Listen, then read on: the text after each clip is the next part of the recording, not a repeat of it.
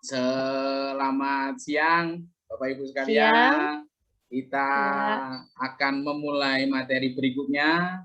Semoga materi ya, yang sebelumnya masih ingat, tapi sebelum kita mulai ya. materi ini, kita akan awali dengan berdoa menurut agama dan kepercayaan masing-masing.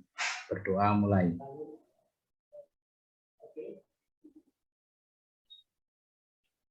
Doa selesai. Oke, semoga masih ingat ya materi sebelumnya penyusunan kurikulum operasional sekolah. Ya. Nah, kalau kita kemarin sudah belajar bagaimana kurikulum penyusunan kurikulum operasional sekolah, nah sekarang yang harus ada dalam komponen kurikulum operasional sekolah itu apa sih? Nah, kita akan lihat, saya akan tampilkan PowerPoint penjelasannya. Semoga bisa membantu pemahaman bersama Bapak Ibu sekalian. Oke, jadi kalau yang lalu sudah mengenai proses penyusunan kurikulum operasional, nah sekarang yang harus ada dalam kurikulum operasional itu apa saja. Nah, yang perlu diingat, dicatat adalah komponen ini, komponen utama yang ini ditinjau. Jadi ada evaluasi, ada pemantauan setiap 4-5 tahun sekali. Nah, yang pertama adalah karakteristik satuan pendidikan. Semoga kelihatan ya, jelas ya? Kelihatan dengan jelas.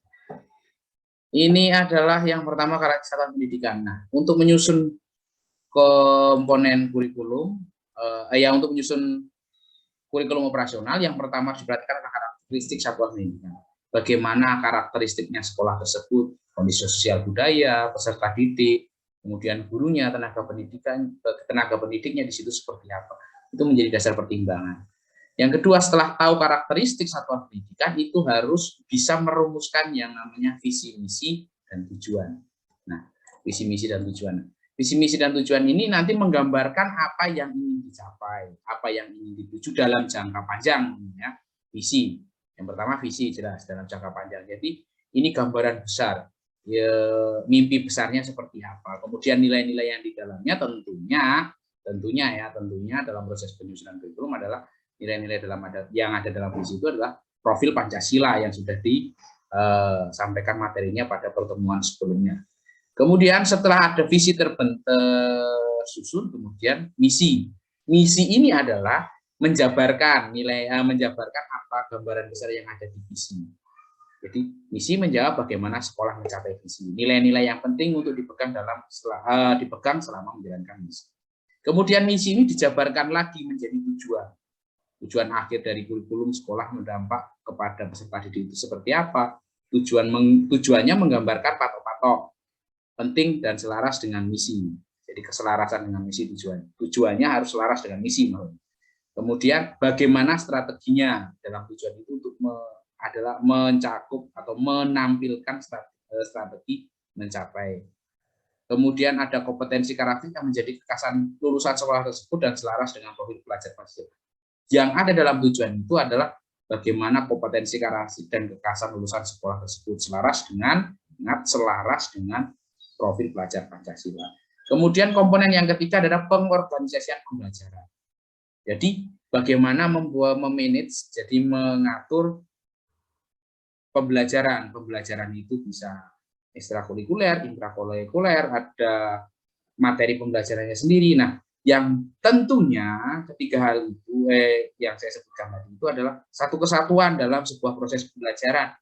Ingat, tujuannya adalah tujuan besarnya adalah bagaimana menjadikan pelajar Indonesia mempunyai profil pelajar Pancasila. Jadi ketiga pengorganisasian pembelajaran itu penyatuan sebuah kesatuan proses untuk mencapai profil pelajar Pancasila.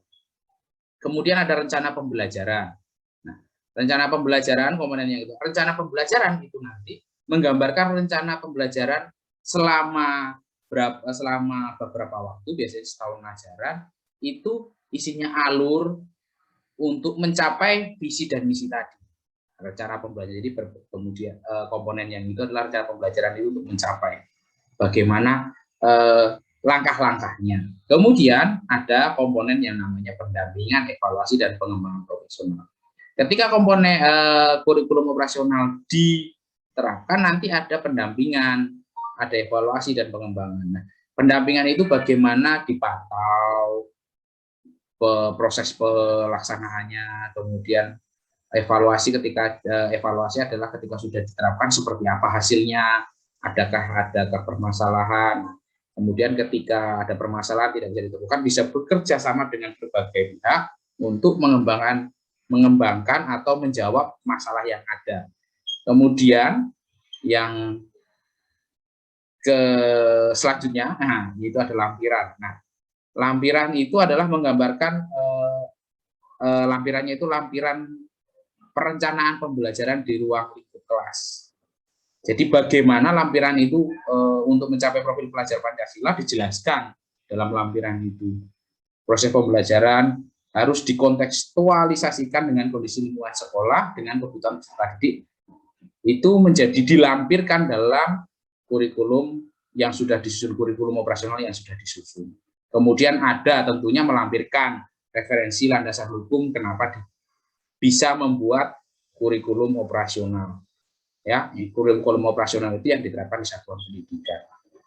Oke, jadi itu inti materi hari ini. Semoga memahami, bisa dibaca, nanti akan dibagikan PowerPoint-nya. Semoga membantu. Terima kasih untuk hari ini. Saya akhiri penyampaian materi hari ini. Semoga menjadi penguatan kita, bisa didiskusikan dengan kelompok nanti setelah pertemuan. Terima kasih. Kita akhiri pertemuan kita hari ini dengan berdoa menurut agama dan kepercayaan masing-masing. Berdoa mulai.